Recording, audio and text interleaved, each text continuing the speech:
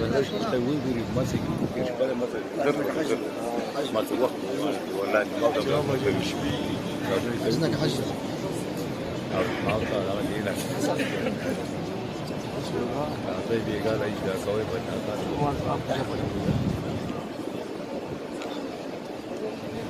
भाई लोगों इधर से हट जाओ हमें नमाज पढ़ने दो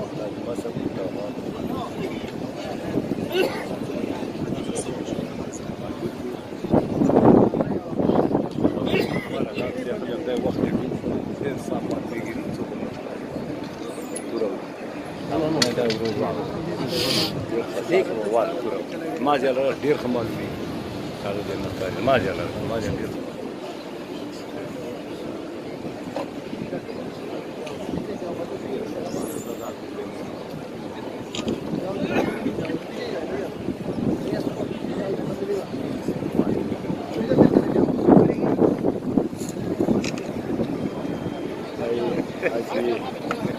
Haji